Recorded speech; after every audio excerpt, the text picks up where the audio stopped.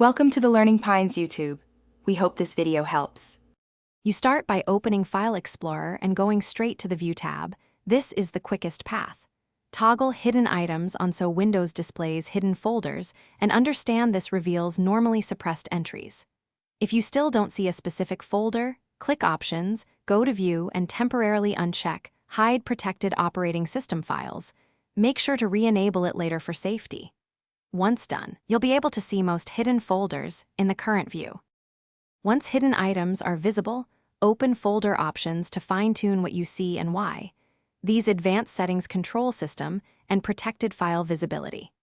Use the navigation pane or paste the exact path into the address bar to jump directly to a suspected hidden folder. This avoids browsing through many folders.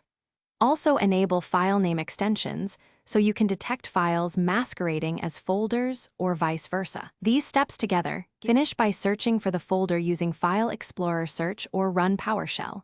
Get Child Item Force to list hidden entries. This reveals items normal search misses.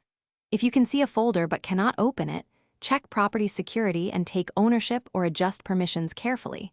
This explains why visibility doesn't equal access. After completing your task, restore folder options and protected file settings to their defaults to prevent accidental changes. If something goes wrong, undo the visibility change and reboot before retrying.